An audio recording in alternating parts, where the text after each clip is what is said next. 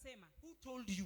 Aliyekuambia ni You nani? have heard it from who? Na umesikia kwa nani? How are you reigning? Na ni jinsi gani unatawala? And from which house do you operate? Na ni kutoka kwa nyumba gani wewe unafanya? Because in the house of Christ, Kwa sababu katika chumba cha Bwana even sin cannot lord it over you. hata kama dhambi haiwezi kujiekelea kwako. Hallelujah. Amen. Sin cannot lord it over you. Dhambi haiwezi kujiekelea kwako. Romans chapter 6 verse 14. Warumi 6:14. Here, Tizama. in the spirit realm, Katika kiroho it is sin ni dhambi that handed death the authority to reign. ndio ilipeanwa mauti utawala. Praise the Lord. Bwana sifiwe. And on this side, Na katika the upande free huu gift, na kipawa the free gift of karama righteousness ambayo ni ya and haki the abundance of grace pamoja na wingi wa neema handed us back the power to rule. ili tuhufadhisha tena tukaweza kutawala. We don't rule because we fasted. Hatutawali kwa sababu tulienda katika maombi ya saumu. A believer does not live by feelings.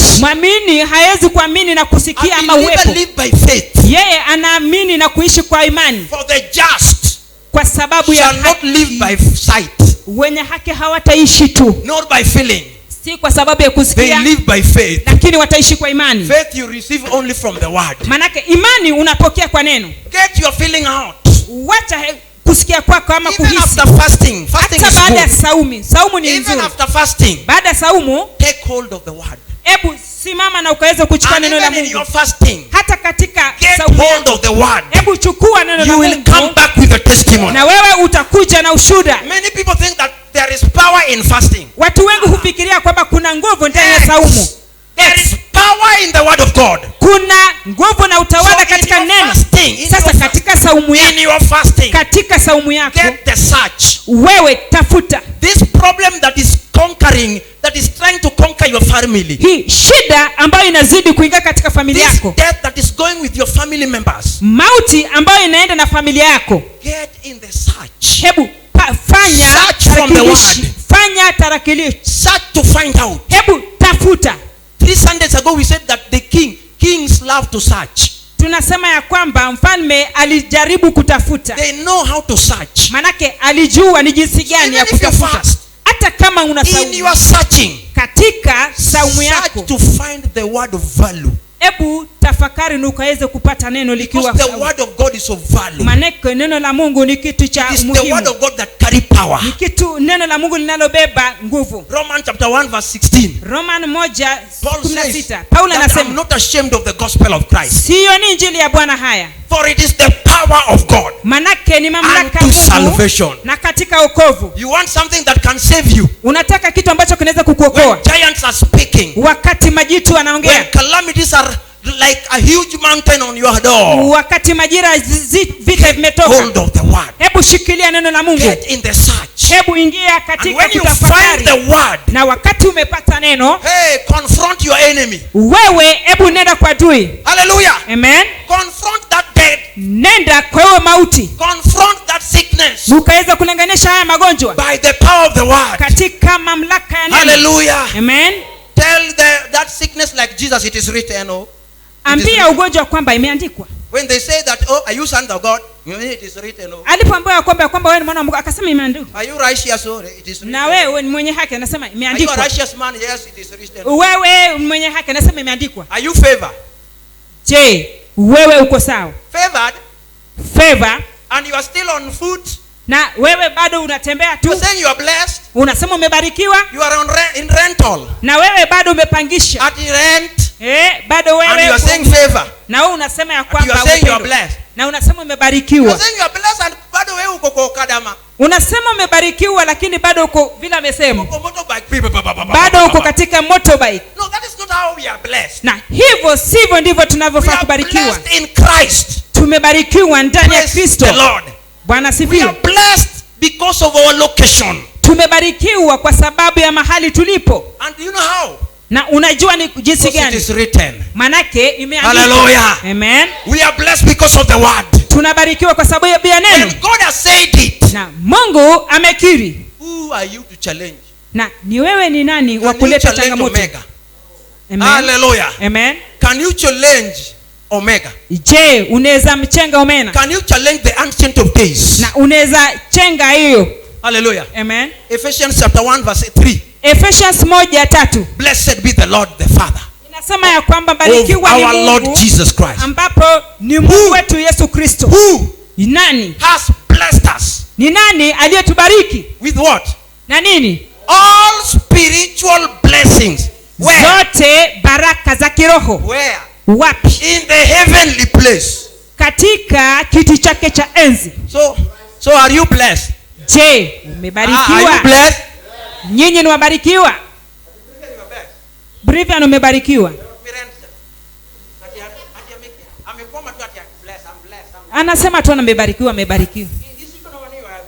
Giwati wanasema wamebarikiwa. Na nitie mine mongelo sodogi. Giwati wachano gisiko no gwedhi ogwedhi. Tumetizama lakini hatujaona. Tumetizama lakini hatujaona. Bwana sifiwe. Mwambie imeandikwa. Jesus said it is written. Yesu alisema imeandikwa. I am the son of God. Mimi ni mwana wa Mungu. And you challenge God. Na hauwezi And indeed what God says is true. Na ni kwa kweli alichosema ni kweli. Praise the Lord. Amen. How do you reign? Ni vipi unatawala? You reign by the word. Unatawala kwa neno. The word of God is God. Neno la Mungu ni Mungu. The word of God is himself. Neno la Mungu ni yeye mwenyewe. When you find the word of value, Wakati umepata neno you confront your enemies. na wewe utaenda kwa adui. And that is how you reign. Na hivyo ndivyo utatawala. Even in your prayer room. Hata kama maombi yako. After making a good chat with your dad, father. Baada kuomba ama kufanya uhusiano naye. You know, a believer, let me tell you. Wacha nikwambie mwaminio. Time of prayer is time of prayer. Wakati wa maombi ni wakati wa maombi. When you are meeting with your father in prayer, wakati unakutana na baba yako wakati wa maombi, your time to chat with your father. Chukua nafasi unene naye. Chat with him. Hebu nena naye. Mpe mpaka kiss. Hebu hata utambusu manake tayari unampenda. I love you. Na utamwambia kwamba nakupenda. Wanaopendana wanabusiana, unambusu na nakubusu. Hebu nena na babako. Na kama kuna kitu kinakusumbua, mwambie baba. Nakushukuru manake tayari umenipatia nguvu nikaweze kutawala. Hallelujah. Amen. Jesus was in a prayer room. Manake Yesu alikuwa katika chumba cha maombi anaomba. But when death presented itself, wakati mauti ilijidhihirisha, he went to death in the tomb of Lazarus. Alienda katika Lazaro katika kaburi chake. Look here. Tizama. When he met Lazarus, his friend dead, when he reached there, wakati alikutana ya kwamba rafiki yake Lazaro ameaga, it was time to take rulership and lordship. Wakati alifika pale ulikuwa ni wakati wa kuchukua uongozi na utawala. It was not time to tell God, oh Father, you know I'm not able, you know me, I'm just nothing. Haikuwa wakati wa kuambia baba ya kwamba unajua mimi ni kitu bure, mimi siwezi. It is you who can stretch forth his hand. Ni wewe unafaa unyoshe mkono. That is not who we are. Hiyo sio sisi. Jesus stood there. Yesu alisimama and he talked, na akanena, and he commanded death to release his friend. Na akakemea kifo kimwachilie rafiki yake. When he turned to God, he only thanked God. Wakati alimrudia Mungu alimshukuru. Thank you because you always hear me. Akasema asante baba yangu manake tayari unanisikia. Na hiyo akamaliza tu. Bwana sifiwe. Rafiki yako si mnaishi naye na mnapigia. You chat. Rafiki yako ni rafiki yako, mnaongea mnachat.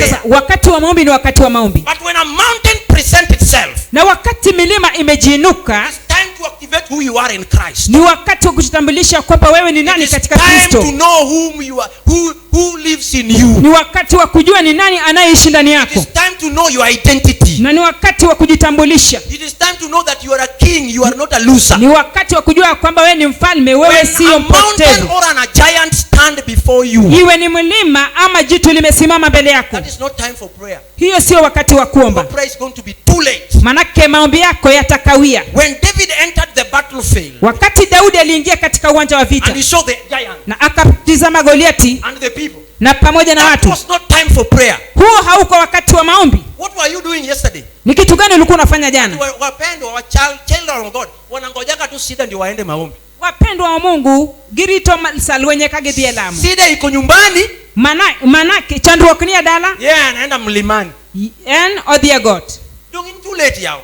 Sasa sumekawia. School you said on your parade. Manake shuleni watu wako katika gwarude. Kidonje class. Watu wanaingia madarasani. Kidogo bag. Na wewe unarejea nyumbani kuchukua begi. Unataka kiboko. You need boka. Idwaro kiboko. When a mountain presents itself. Wakati milima ilijidhirisha. It's time to stand. Ni wakati wa kusimama wima. Wakati wa kusimama miguuni mwako. Na uambie shetani. Do you know who I am? Ya kwamba je, unanitambua? Hallelujah. Amen. Hallelujah. Amen. Paul said in Galatians chapter 2 verse 20. Paulo anasema katika Wagalatia 2 hapo 20. 5 minutes please, Rose. 5 minutes. Bakia dakika 5 peke yake.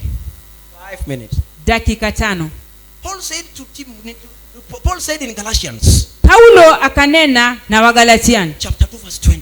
Hapo 2:20. I was crucified with Christ. Ya kwamba nimesulubiwa na Yesu Kristo. Me, I was crucified with Christ. Nilisulubiwa na Yesu Kristo. This is not my life. Na hii sio uzima wangu. I've been crucified with Christ. Manake tayari nimesulubishwa. It is no longer I. Siye mimi tena. It's no longer me. Sio mimi tena. But Christ lives in me. Bali Yesu anaishi ndani yangu. It's Christ that lives in this body. Ni Yesu anaishi ndani ya huu mwili. The life that I now live in this body is the life of Christ. Maisha ninayoishi kwa mwili huu ni maisha ya Yesu Kristo. So when an enemy comes, sasa wakati adui anapoinuka, when economy presents itself and tell you that economy is bad, wakati uchumi unainuka na kuambia unajua uchumi sasa ni mbaya, any form of a giant or any form of mountain, yani aina yoyote ya milima ama jitu, that is the time to know that it is no longer you. Huo ni wakati wa kujua kwamba si wewe tena. Take the word of God. Chukua neno la Mungu. The word of God is Jesus. Neno la Mungu ni Yesu Kristo. It's time to know that it's no longer you. Ni wakati wa kujua kwamba si wewe tena, but Christ who lives in lakini ni Kristo aishie ndani yako. The life that now you live in this body. Na ni maisha ambayo unaishi kwa mwili huu. It's not your life. Si maisha yako. Hallelujah. Hallelujah. It's not your life. Si maisha yako. This is the life of Christ. Ni ya Yesu Kristo. That's why you reign in life. Ndio maana unaongoza katika maisha. Christ reign. Manake Kristo anaongoza. Hallelujah. Amen. When an enemy presents himself, wakati adui anajitokeza, Goliath is standing speaking. Manake Goliath tayari anakuja. Your children will not make it to school. Na watoto wako hawataenda shule. Hallelujah. Amen. Your job is, you have lost your job, you are over. It is over with you. Kazi yako umeipoteza na tayari umeisha. When the enemy is speaking, wakati adui anaponena, that is not the time to run to fasting. Sio wakati wa kumbilia maombi na saumu. That is the time to activate who you are in Christ. Ni wakati wa kujitambulisha kwamba wewe ni nani ndani ya Kristo. Sasa wakati huo unawagonganisha Yesu na kile ambacho kinakufedhesha ndani ya maisha. So unasikia watu wanasema mwachie Yesu. Jinsi gani unamwachia Yesu? Unamwachia iwapo umepata neno lake. Unachukua hilo neno na kulilenganisha nalo hilo kitu. Hamwachi tu ya kwamba umemtupia hapo na kwenda na kukaa chini. Ya kwamba tayari nimemwachia Yesu. Ni kitu gani cha kudhihirisha ya kwamba umemwachia Yesu? Christians are so lazy. Wakristo ni wazembe. So lazy and then they think they will win. Ni wazembe na ukiona ni kama watafaulu. You are created in Christ to reign. Uliumbwa ndani ya Kristo ufaulu na utawale. Charge. Hebu kuwa simama kwenye zamu. And they say you die. Na wanasema kwamba utakufa. Stand and take the word of God. Simama na uchukue neno la Mungu. And say it is written. Na kusema ya kwamba imeandikwa, I shall go to my grave. Mimi nitaenda katika kaburi langu katika uzee wangu. I just don't die. Sikufi tu hivi hivi. I go at a full old age. Nitaenda katika uzee wangu. Hallelujah. Hallelujah. You stand with the word. Unasimama na neno. Then you go to rest. Kisha unaenda na kupumzika. Manake hilo vitu umemwachia aweze kupigana nalo. Hiyo ndio jambo ambalo umemwachia Yesu. Manake umepokea neno. Ukampatia Yesu. Sasa unamuuliza jitu mambo mawili. Kati yako na Goliati and the word of God, na neno la Mungu, whom do you want me to trust? Je, ni muamini nani? Hallelujah. Amen. Then you say focus on the word. Na unasema ya kwamba nimejiweka katika neno. Kisha unapumzika. So you go to rest. Sasa unaenda kupumzika because you are focusing on that word. Kwa sababu tayari umejiweka kwenye hilo neno. Amen. Faith comes by the word. Manake imani inakuja kwa neno. When you have found the word, wakati umepokea neno, hey, No matter what the giant says. Haijalishi jitu linasema nini. When he speaks, you speak back. Anaponena nawe pia unanena. Sio kwamba akisema ya kwamba wewe ni zuzu unaenda kufa unasema acha tu. Kusemi tu ya kwamba si mimi wa kwanza nimetangulia. Hata nikifa ni nini? Si watu wote watakufa. Sasa huyo pia ni mtawala ama mfalme. Is that a king? Je, ni mfalme huyo? King, you don't talk like that. Mfalme haongei hivyo. Hallelujah. Amen. You counter. Yani unakabiliana. If they say you die, wakisema unakufa, no way. Unasema hakuna. It will happen at my full old age. Itatendeka kwa uzee wangu. How do you know? Je, unajuaje? It is written. Manake imeandikwa. That is how you reign in life. Hivyo ndivyo unatawala kwa maisha. The Bible says that the righteous shall flourish like a palm tree. Maandiko yanasema ya kwamba wenye haki watanawiri kama mti wa uzima. Hallelujah. Amen. And they shall grow like cedars of Lebanon. Nao watakuwa kama miti ya Lebanoni kule. You reign by the word. Manake unatawala na neno. Hallelujah. Bwana asifiwe. You reign by the word. Unatawala na neno. Tell your neighbor you were created to reign. Mwambie jirani uliumbwa utawali. Hallelujah. Amen. Hallelujah. So discouraged with something, but I encourage myself with the grace that is in me. Bwana sifiwe. Wiki iliyopita nilikuwa nimeudhika, lakini nikajitia moyo na Kristo aliyekuwa ndani yangu. Kumbe in this life people can put you in some standard. Unajua katika maisha hii watu wanaweza kuweka katika viwango lakini hujui. They are put in a category that you are not aware of. Wanakuweka katika kikundi ambacho wewe mwenyewe hutambui. But wengine waliambia my wife ni ati mmepleza mtoto wa rapo. Hiyo standard mtaweza. Ijomo konoko ni jaudan unbe ukaonya tutero rapo gibe udhinyalo. Mkutu hapa chini mnaenda standard ile yenye si yenyu. Yani unapinye katudhi kiwango mokunyana. Imagine boldly they are telling my wife. Boldly. Yani do you know the people who take their children to Rapogi? Utero nyathira po. Be ungejo matero nyithini gi Rapogi kaka chalo. Hey, but I said tunawacha nia. Erokamano. My standard is Jesus. Kiwango changu ni Yesu Kristo. The abundance of grace. Wingi wa neema. That is my level. Na hiyo ndio kiwango changu. I have the gift of righteousness. Manake nina kipawa cha haki. I reign in life. Manake nina utawala kwa maisha. From Rapogi, Moi or Kenyatta. Na kutoka Rapogi ni Moi University ama Kenyatta kusha. If they say I die tomorrow, wakisema nitawaambia hata ile hii ya Mungu aliniwekea nitaongeza na zingine juu. Abro wacho gini katamano ketina cha Abromed. That is how a king reign. Mano ekaka ruoth. Hallelujah. Amen. You know the reason why God made you to be a king. Unajua ni kwa nini Mungu alikuweka uwe mfalme? Revelation chapter 1 verse 5. Ufunuo 1:5. You are made a king and a priest. Wewe uliyekuwa mfalme na mtoto wa mfalme. Do you know why? Na unajua ni kwa nini?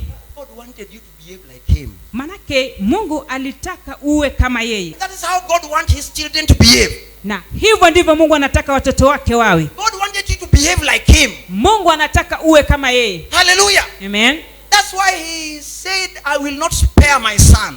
Mano I will deliver him up for all the world. Mano emomiyo no wacho no kuna wenya thina tunatinge malu. His only son was delivered for you. Manake alikuwa ni mwanao wa kipekee yake akatolewa kwa jinsi yako. Hallelujah. Amen. So that when you find the son, ili unapopata mwana, so that when you have found yourself in Christ, na ukijikuta ndani ya Kristo, you start behaving like God. Yani utaanza kuwa kama Mungu mwenyewe. Like him. Na utaongea kama yeye.